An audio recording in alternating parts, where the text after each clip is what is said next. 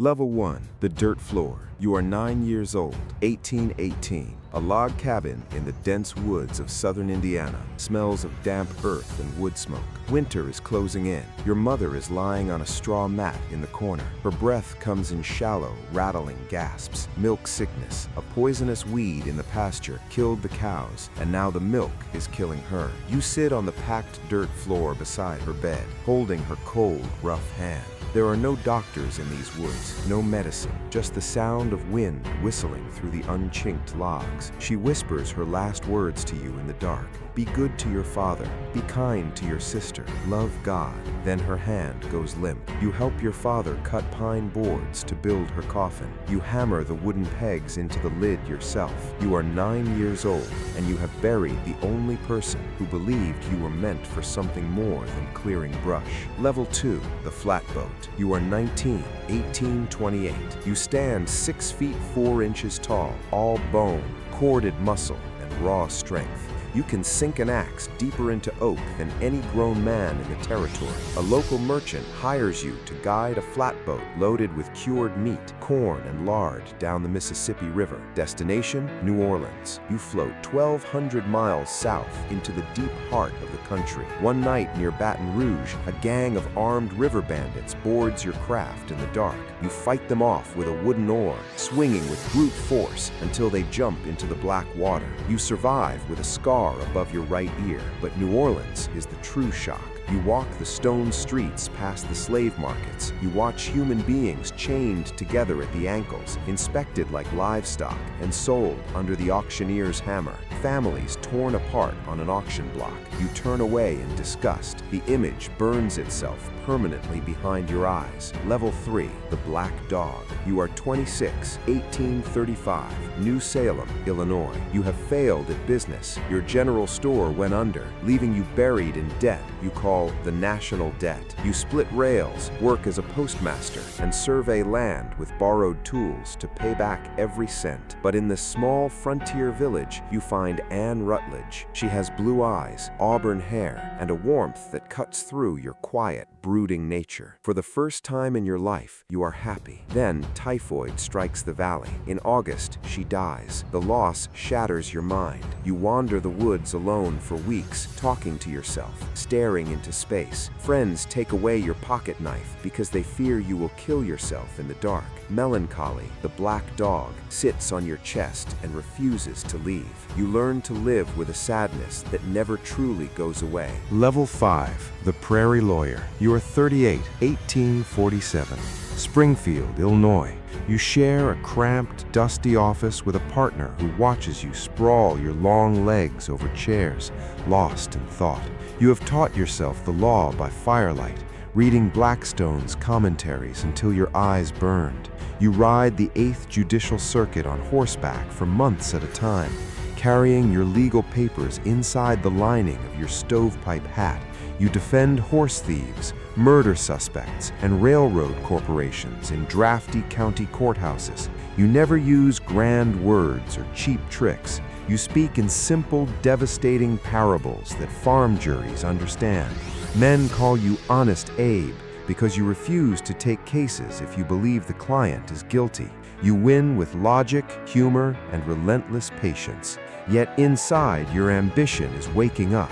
The nation is fracturing, and a country built on freedom is tearing itself apart over human bondage. Level 5, the Split House. You are 48, 1858.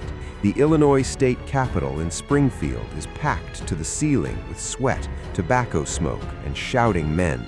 The Kansas-Nebraska Act has shattered the peace. Slave power is marching north. You step up to the podium to challenge Stephen A. Douglas, the most powerful political giant in America. You deliver the words that make your own political allies cringe with fear. A house divided against itself cannot stand. I believe this government cannot endure permanently, half slave and half free. You debate Douglas across 7 dusty frontier towns, standing under the scorching sun for hours. You lose the Senate race, but your words echo through every newspaper in the North. A backwoods lawyer with a high-pitched voice and a worn coat just drew the battle line for the soul of the Republic. Level 6, the midnight train. You are 52, February 1861. You have won the presidency without carrying a single Southern state. 7 states have already seceded. The Confederate flag flies over Charleston. Death threats pour into your mailbox by the hundreds every single day. Pinkerton detectives uncover a conspiracy to shoot you as your train passes through Baltimore on the way to the inauguration. Your advisors force you to disguise yourself in a soft hat and a long shawl, slipping through the city in secret on a midnight train. The press mocks you as a coward before you even take the oath of office. On March 4th, you stand on the unfinished Capitol steps, looking out over a sea of soldiers and bayonets. You appeal to the better angels of our nature. 5 weeks later, Confederate artillery opens fire on Fort Sumter. The war has begun. Level 7, the father's tears. You are 53, February 1862. The war is a disaster. Union armies are retreating in Virginia. Casualties pile up in the thousands, and the Northern press calls you an incompetent butcher. But inside the White House, a worse tragedy unfolds. Your 11-year-old son, Willie, falls ill from bilious fever from the contaminated city water. You sit by his bed night after night, holding his feverish hands, running wet cloths across his forehead, while maps of bloody battlefields sit untouched on your desk. On February 20th, Willie dies. Your wife collapses in inconsolable grief, locking herself in a dark room. You walk down to the green room alone, uncover the small body of your favorite child, and weep openly. You close the door, dry your eyes, and walk back upstairs. The country is dying around you. You do not have the luxury of giving up. Level 8, the stroke of a pen. You are 53, New Year's Day, 1863. You have stood in the White House greeting line for 3 straight hours, shaking hundreds of hands. Your right arm is numb and swollen. You walk into your office. The Emancipation Proclamation lies on the wooden desk, waiting for your signature. You pick up the steel pen. Your hand trembles slightly from exhaustion. You pause and look at Secretary of State Seward. If my hand trembles when I sign that paper, all who examine the document hereafter will say he hesitated. You wait a few moments until your grip is rock solid. Then you write your full name in clear, steady ink. With a single stroke, 3 million enslaved people are declared forever free. You have turned a war for union into a war for universal human freedom. Level 9, the consecrated ground. You are 54, November 19th, 1863, Gettysburg, Pennsylvania. The smell of shallow graves and rotting horses still lingers over the autumn hills where 50,000 men bled 4 months ago. The main speaker gives a grand, sweeping speech lasting 2 hours. The crowd is exhausted. You stand up, put on your steel-rimmed glasses, and pull 2 sheets of paper from your pocket.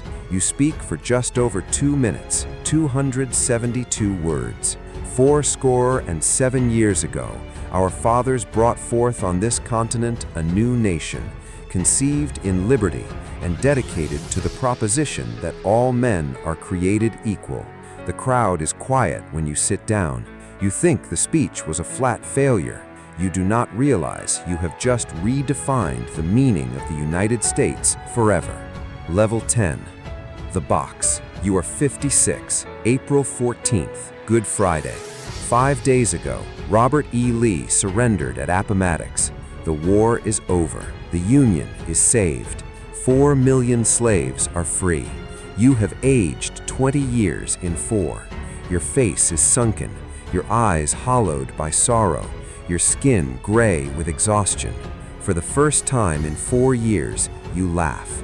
You sit in the presidential box at Ford's Theater in Washington, holding Mary's hand during a light comedy. The box door opens silently behind you in the dark. A Derringer pistol presses against the back of your skull. The shot echoes through the theater. The smoke fills the box. You never hear the scream. You never feel the cold marble. The next morning at 7:22 a.m., the breathing stops.